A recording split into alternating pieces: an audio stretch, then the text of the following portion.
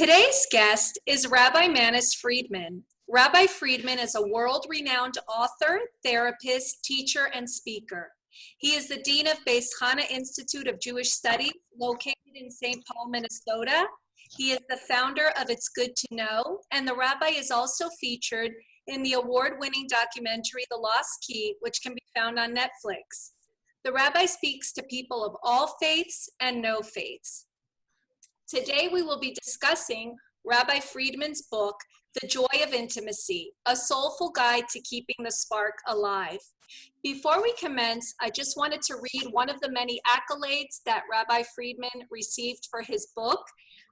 One of the accolades comes from Oxnard University, and it states that the book is, that Rabbi Friedman is one of the great social philosophers of contemporary America.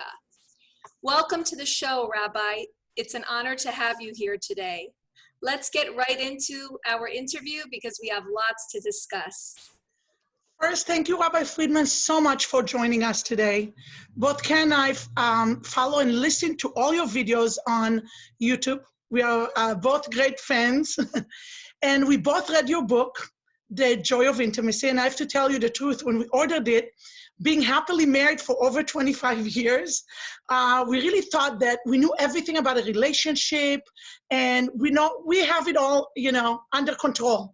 And then we realized after reading your book, how much we still need to learn about marriage. There is so many topics we want to talk about. I don't think this interview will be enough, and hopefully you'll come back again. But in your book, it's the kind of book that you go and you reflect again. We also want to discuss with you, I recently read at US News that new marriages are at the lowest rate in history, which is another topic we want to try and cover if we have time, because many of our listeners called us up and they're very concerned because their children that are very successful and educated do not really see the importance of marriage. So I would love to address that because obviously a lot of Jewish communities have the same problem with their kids. So hopefully we'll have time. So let's start. In your book, you stated that intimacy is necessary and not optional. And that, can you tell us the wisdom behind intimacy? Why are so many people reporting that they feel alone in their marriage? So those two concepts are related. The need for intimacy is because only through real intimacy do you become joined, you become one with your spouse. And only when you become one do you stop being alone. So aloneness is a very unhealthy condition. When people feel like they're alone in the world, their immune system crashes and they become vulnerable to any disease. In England, the government opened a special department, the Department of Loneliness. Under the health department, they're studying the effects of loneliness and the cure. Because, it's socialized medicine, so they're paying for the doctors and they're trying to find out why people are getting sick. And loneliness is, there was a famous song back in the 70s, maybe, popular song. It was called Piano Man. I know this. Yes, you know? Billy Joel. Yes, Billy Joel. And there's a line in that song that says, they're sharing a drink they call loneliness. It's true. But it's better than drinking alone. There's loneliness and there's being alone. Loneliness, you can share. You go to a party, get together a bunch of lonely people, and for a couple of hours, they're not lonely. Right. But then they go home. And when they go home, they discover they're not just lonely, they're alone. And that's dangerous. So the only way that a human being stops being alone is marriage that has proper, healthy intimacy. Having parents doesn't solve the problem. You're alone. Having children doesn't solve the problem because you're alone. Now, there are some souls you have to mention. There are some people who are destined to be alone. It's not a choice. They have a completely different mission in life. They have a different set of needs. That's the exception to the rule. Every rule has its exceptions. But as a rule, people need to be connected in order to stop being alone. Now, what is real intimacy? Oh, Yes, I was going to. the next question. Oh, yeah, well, okay. So first of all, let's get one thing out of the way. Love. Love has got to go. It is so oversold. We worship love. It's a religion. It's an idol. And it's a false idol, false god. We're told that a relationship is made of love. If there's love, the relationship will last. Where there's no love, the relationship can't last. If children are not behaving well, it's because you don't love them enough. They're not getting enough love. And if they're getting a lot of love, you have to give them even more love. Love is the answer to everything. Love makes the world go round. It's all Hollywood. It's silly. It really is silly. Love is not important.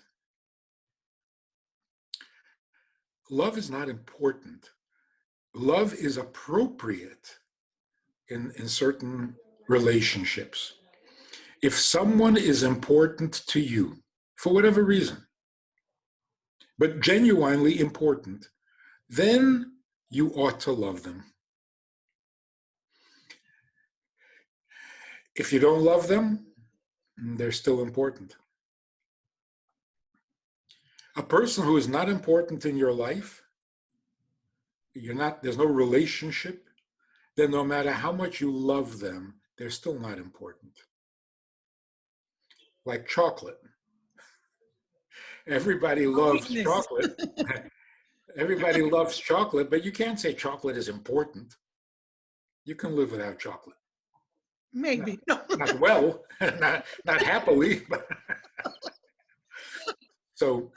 I wish I could. Yeah. Love trap. So here's the thing. It is so arrogant and so not true of the human condition. If I love you, then you become very important. The most important person in the world, because I love you. If I stop loving you, you're garbage. That is so bad. That is so bad. So people who come and say, we're very much in love, we want to get married. Will you do the wedding for us? I say, you're in love? Yeah. Well, too late. Now you can't get married.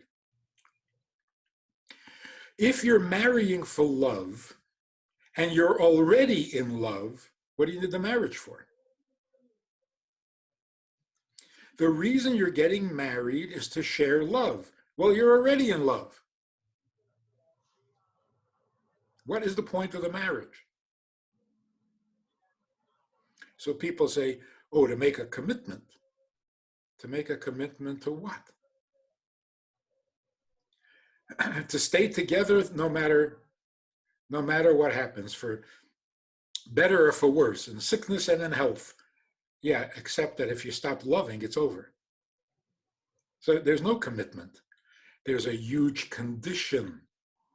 We will stay married as long as we're in love, because the only reason to get married is for the love.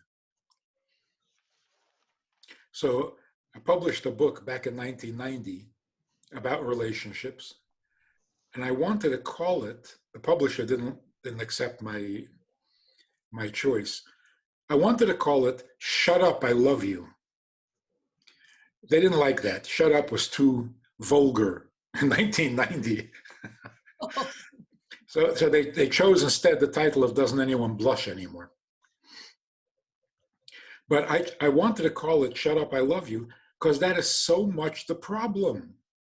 The problem is we got married for love, and I love you. And what's ruining the marriage is that you have opinions. You have a personality.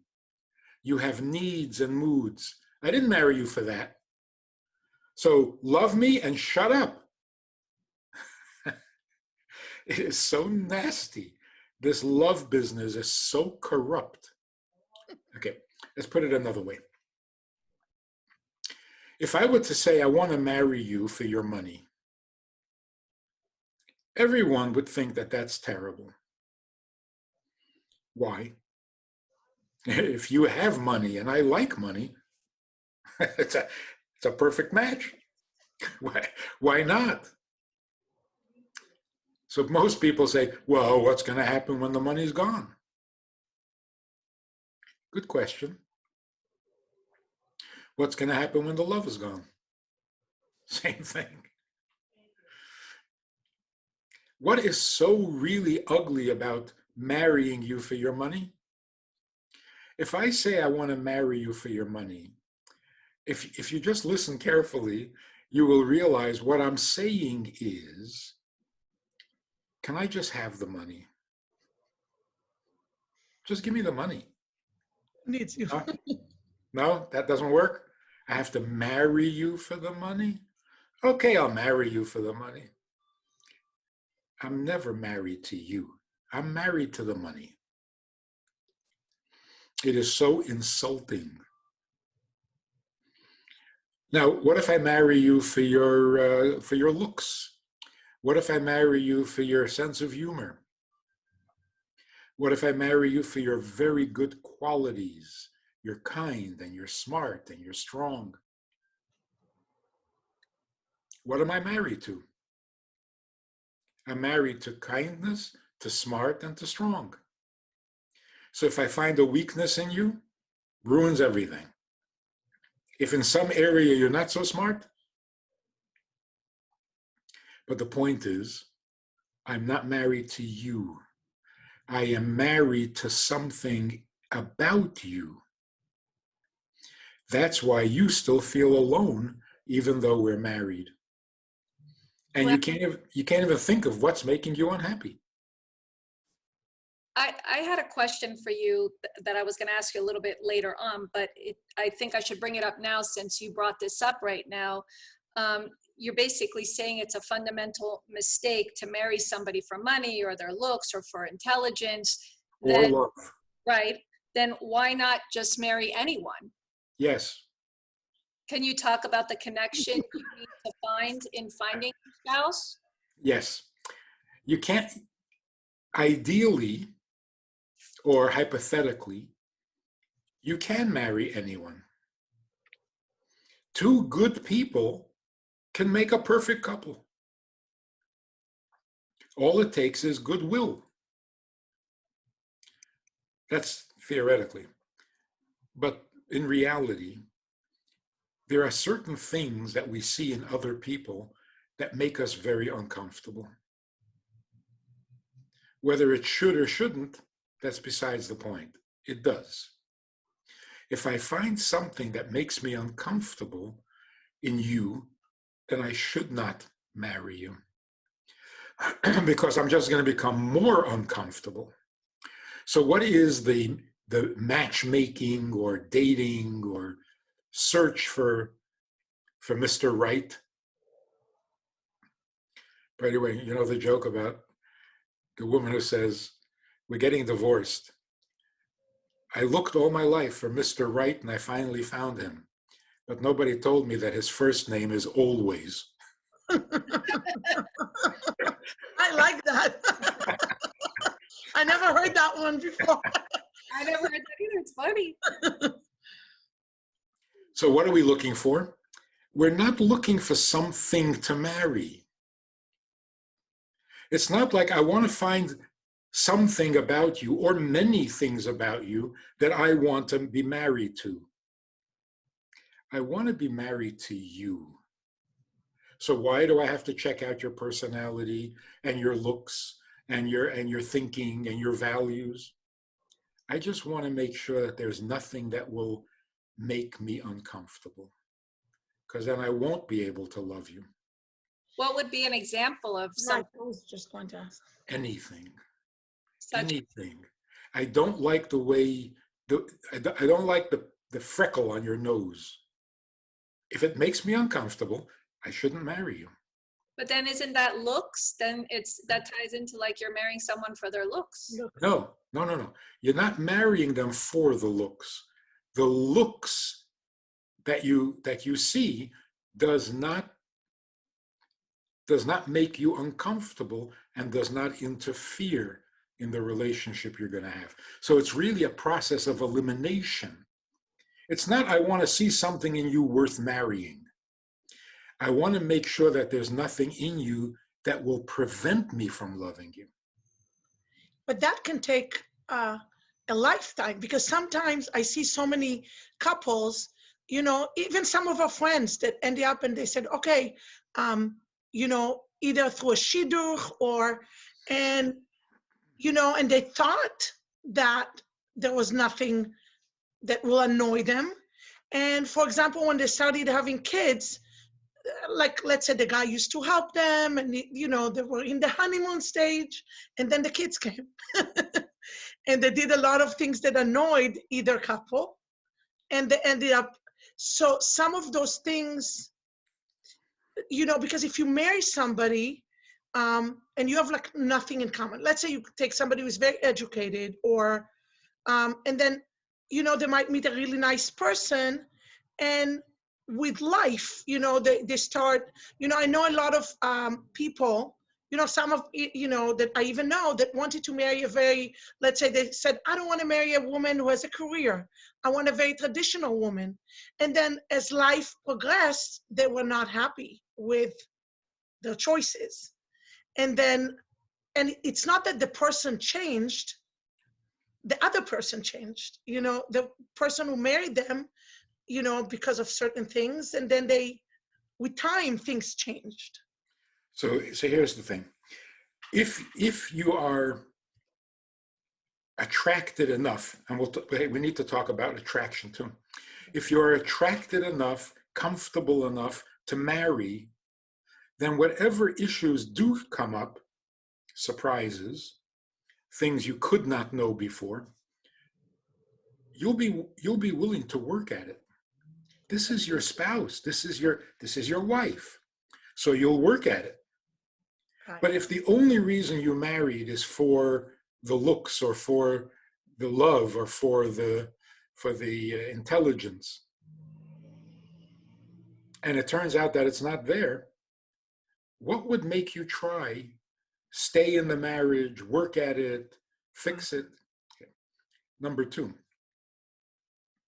a person changes their mind or changes their behavior. That's negotiable. The man used to help with the children and now he doesn't help anymore. Well, tell him to help. We're talking about things that a person cannot control. That's what we need to check out. Everything else we can negotiate. Right. Somebody comes, a counselor or whatever, and says to the husband, you really should help out more. But the things you want to know before you marry are the fixed things. The things that don't change overnight, and they can't be told. You can't tell a person to become generous. They're not the generous type, and things like that. So let's talk for a moment about what is the final deciding factor. A man meets a woman. She's everything he wants. Exactly. Perfect. Why? She's smart, she's capable, she's generous, she's thoughtful. That's not a reason to marry her, is it? Well, I thought. Because there's nothing personal. If she's kind and smart and generous and capable, anybody would marry her. Those are generic, those are impersonal qualities. So yes, if you weren't kind, I wouldn't marry you. And if you weren't capable, I wouldn't marry you. So if I find all the good qualities in you, then I can marry you. But why should I?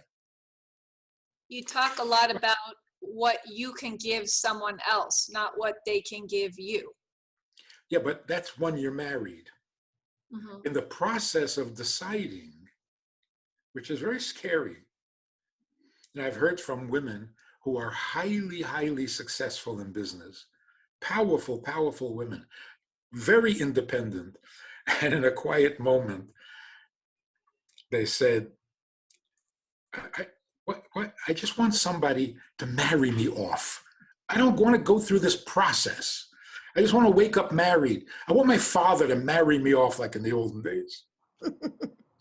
Anyway, so here is the deciding factor. Good chemistry. Good chemistry is not going to happen with just any nice person. But what is good chemistry? It's not sexual attraction, because that's also generic. Good chemistry means a man is sitting with a woman or a woman is sitting with a man, and usually there's a little bit of tension, self-consciousness. She's thinking, what does he see? What does he think of me? Am I coming across? He's thinking, what impression am I making? Should I try a little harder? Should I be funnier? There's always a little bit of that social, which could be exciting and enjoyable for an evening. You don't want to be married to that. So good chemistry means not how I feel about you. Good chemistry means, how do you make me feel about me? If a man is sitting with a woman and suddenly he feels very confident and comfortable in his masculinity, he wants to take care of her. He wants to support her. He wants to make her life wonderful. She is bringing out that chemistry in him. Now, if she is feeling, I trust this guy, I would follow him to the end of the world. I will follow him.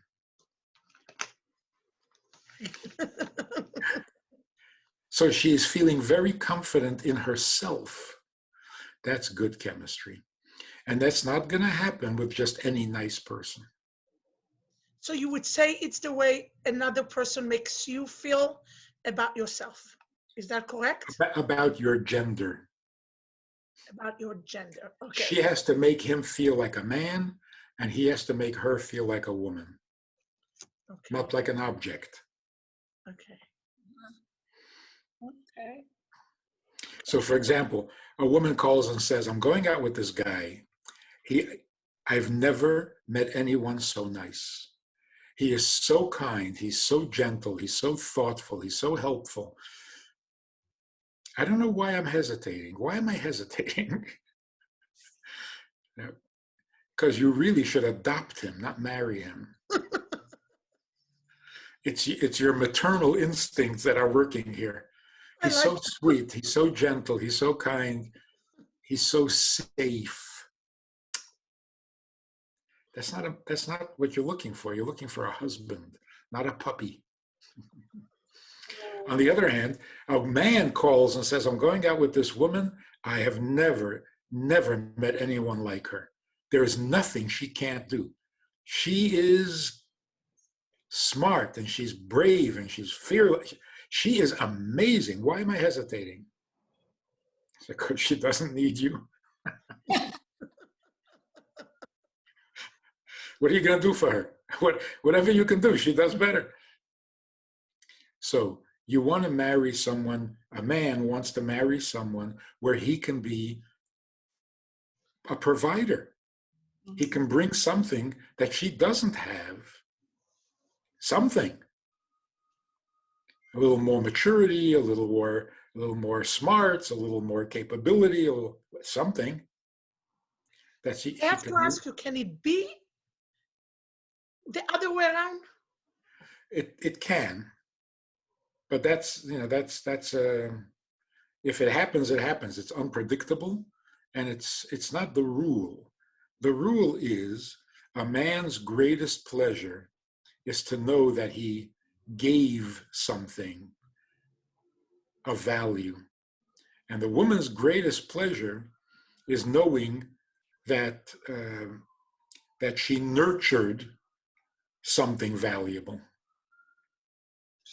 Okay. The worst thing a woman can say to her husband, never mind, I did it myself. Make sense? Or we say it when we get agitated. But even if you're not. Do you think I need you to do this? I can do it on my own. Yeah, but even if you said it before. But Well, even if you mean it very innocently, he immediately gets the impression you don't need him. And that's it. That he's not a husband anymore. So the definition of intimacy is what we're getting at. Intimacy is this almost divine ability that we have to connect to another person beyond all things. Right. A love that is dependent on no thing. Then what are you loving?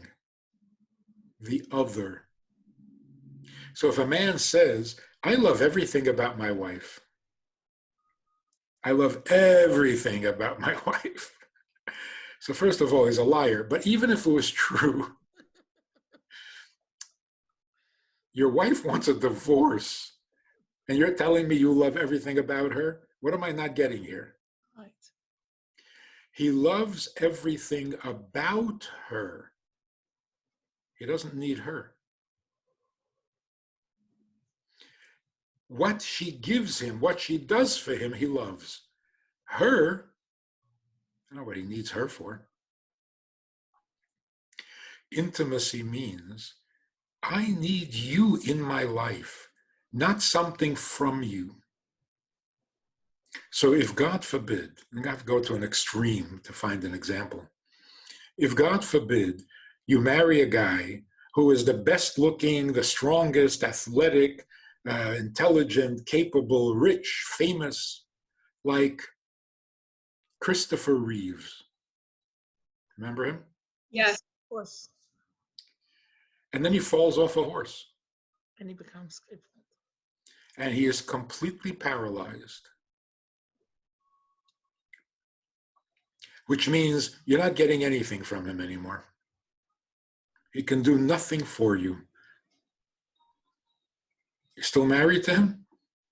Well, his wife took care of him so beautifully. Yes. And when he died, she grieved.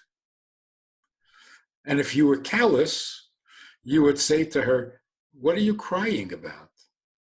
For 10 years, the man's been useless. You got nothing from him. He did nothing for you except make you work hard. So what are you crying over? What have you lost? What would her answer be? Him. Yeah, but what about him? Nothing about him. Him. We are married to each other, not to things. Not to physical attributes. Or even personality traits, or capabilities, or talents, because that's all beside you. So if I'm not really married to you, then you're alone. even though the marriage is nice. No So complaints. I'm going to be nice to my husband now, because every time I said, what do you love about me? He said, I love you. That's what I love. And I used to get so upset at him. And I'm like, you can't come up with things that you can say. And he's like, no, I just love you. I'm like, He is so smart. and I used to get so upset. I still get upset when he says that. You And know, if he had said anything else, you'd be even angrier. Oh, probably. Rabbi, so this leads me to ask you this, if you could elaborate a little more. Why are so many happily married couples reporting that they are feeling alone? They're happily married because they have no complaint, but they're living side by side. They've never merged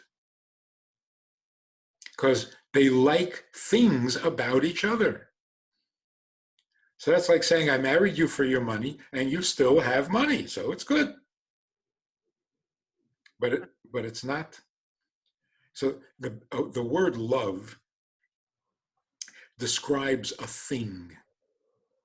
Love is a thing. You can have it, you cannot have it, you can have more, you can have less. It's a thing.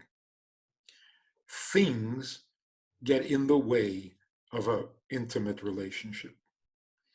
Now, the other disaster in our society is that sex is a thing. Right. And if it's a thing, it'll kill your relationship. How ironic is this? People, at least some people, if you ask them, what is the definition of what is marriage all about? Their answer is love and sex. Those are the two things that destroy marriages, because sex has become a thing. It used to be intimacy. Sex used to mean we are together. Now it means we did something together. We did it. Are you good at it? It has become a thing. And everything will ruin a marriage, because a bedroom does not allow things. Now, if you asked your grandmother, I'm guessing, I don't know your grandmother, but if you had asked your grandmother, what happens in the bedroom? Your grandmother would have said, nothing. Absolutely nothing. And you say, come on, tell me, what happens in the bedroom? Nothing. You see, grandmothers are always right. That is the perfect answer. If you want to have a real bedroom, which means a place of intimacy, you got to get all things out of the way. A bedroom is a place of no thing. It's just distractions. Yeah, it's just them. Yeah, what are they doing? They're with each other. They're merging into each other, not allowing anything to come between them. And one of the simple physical requirements, if you're going to merge into each other, you have to have complete darkness. You cannot be intimate with the lights on.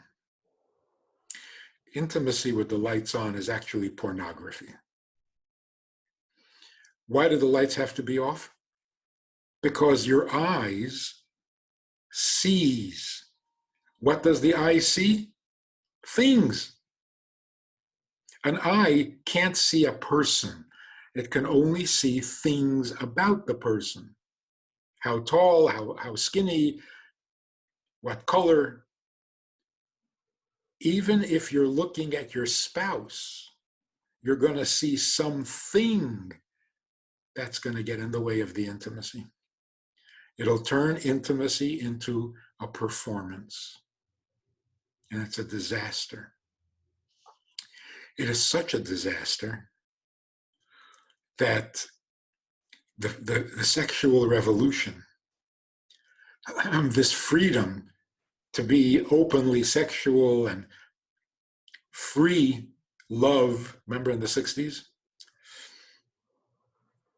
The result is, and this is the embarrassing truth, couples living together, married to each other, hardly ever have sex. Once a month, maybe. This is a disaster.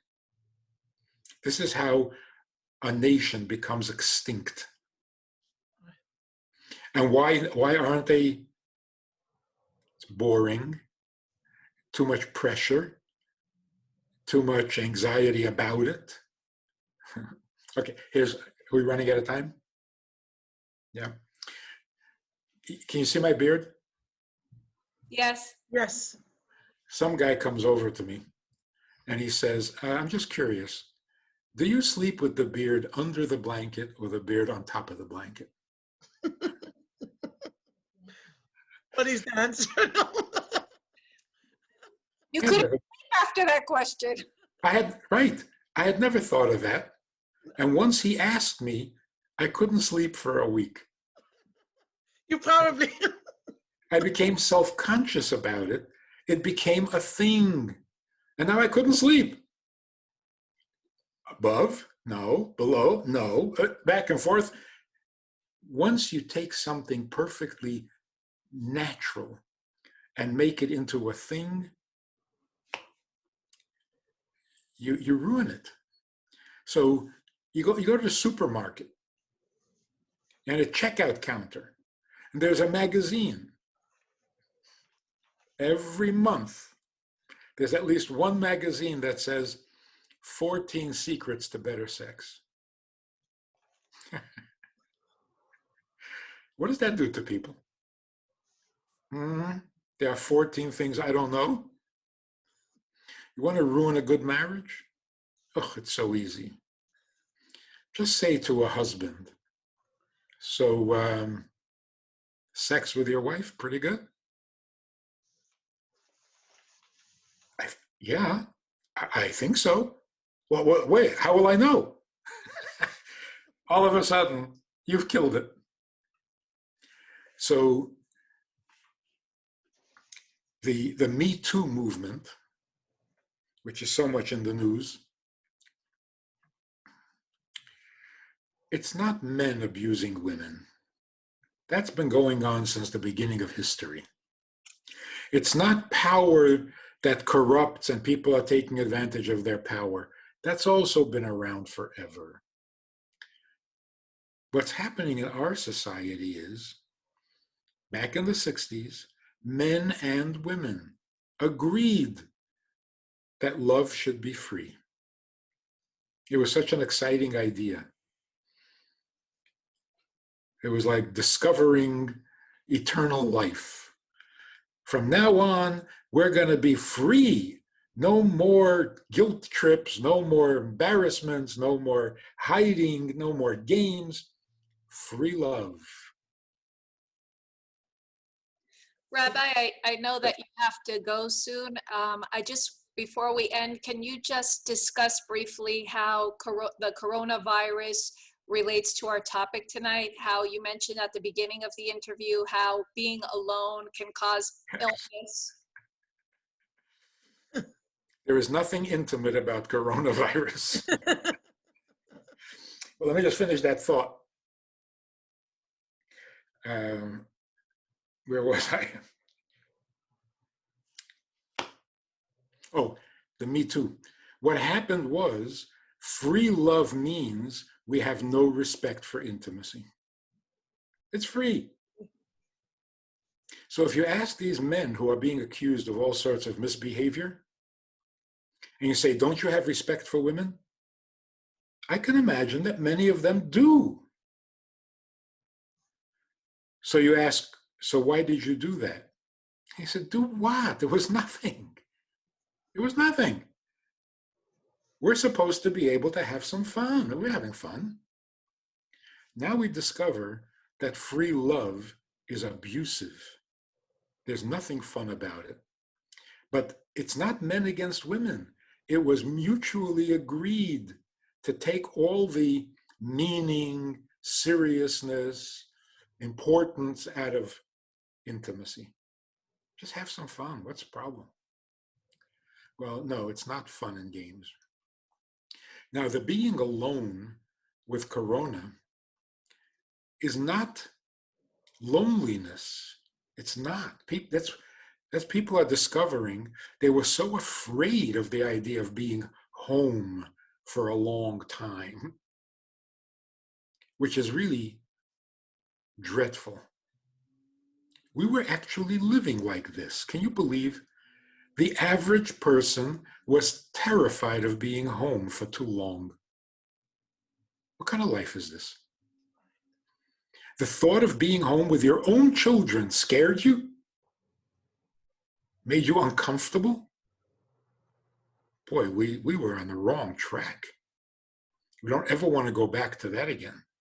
The good news is people were pleasantly surprised. They'd like being home with their kids. And the kids love being home. So it's a different kind of independence, not loneliness. But loneliness, the feeling I'm all alone in the world, comes from a very healthy and very noble vulnerability. Any person who is alone and likes it is missing something very valuable and very precious in the human condition. I'm not enough for myself. Not I need you to cook for me, or I need you to do parallel parking for me. I don't need anything from you. But me alone is not enough. For what? No, there is no what. Just me, not acceptable. Why? What are you missing? I'm not missing a what. I'm missing a who. So imagine, I don't need anything from you. I really don't. I can take perfect care of myself. I don't need anything. But I want you in my life. And for whatever reason, you're not available. What am I missing? Like you ask a woman, when your husband is out of town, you miss him? Mm-hmm. What do you miss? I already told you, I miss him. Yeah, but what do you miss? I don't miss a what. I miss her, him. That's called intimacy. So intimacy, interestingly, is very closely related to vulnerability. And vulnerability doesn't mean you can hurt me. That's a weakness. Vulnerability means I'm not content without you. In fact, I don't know who I am without you. Where does that feeling come from? We're created in God's image. Why did God create the world? What does he need? I mean, men think they're perfect. God really is perfect. Why did he create the world? This is so powerful. God created the world because being alone is wrong. But what is he missing? Not missing anything. So what does he need from us? Doesn't need anything from us. Right. He just needs us so that he is not alone. What's wrong with being alone? Listen to this, punchline. What's wrong with being alone? It's not divine. Alone is not divine. And since we're created in his image, we have that same instinct. I'm great. I'm perfect. I really am perfect. But just perfect me? not enough. Why? Because you're not there. So if I don't need something from you, I just need you, and you're not there, what am I missing? You. You. You are not in my life, and that's not acceptable. Wow. Love it. Thank you, Rabbi Friedman. Now, you see, that's where love comes in. Yes. When all of this comes together and you have that kind of a relationship, love it. Love it. Right. Rabbi Friedman, thank you so much for joining us today. We It are is a hoping to pleasure. have you on again because there is so many more questions that we have for you. Yes. To ask you right before I do the closing, if you could say one thing to our younger generation about the institution of marriage, what would it be? One message that we would probably invite you again. This is a whole topic. If you don't love marriage, don't get married. If you love someone, love them. What are you getting married for? The only way to get married is if you believe in marriage, you love marriage, you want marriage. Then you find somebody who has the same feelings, who also loves marriage, and together you can make a nice couple. But if you just love each other, what are you getting married for? So if a man says to a girl, if a boy says to a girl, I never thought about getting married, I'm not the type. But you, I'll marry because you're amazing. Don't marry him. Run away. He's putting too much pressure on you to be amazing. He doesn't like marriage. He shouldn't be married. What is so good about marriage? Oh, that's going to take an hour. Thank you, Rabbi. Again, thank you, Rabbi Friedman. We would like to thank all of our followers for listening to this episode. Please remember, you can also follow us on Facebook, Instagram, Twitter, and TikTok at Yentas in the City. You can also write us to dearyentas@gmail.com. We'd love to hear from you and answer your letters on a weekly advice column. You can also follow Rabbi Friedman. He has many YouTube videos that you are going to love, that he touches on more of the topics that are in his book. We'd like to thank our team, Shan and Frank, for all the behind-the-scene work that you do.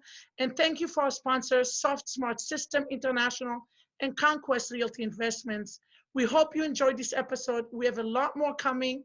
Until next time, this is Etty Elkis and Karen Cohen, and we are Yentas in the City. Thank you so much, Rabbi Friedman.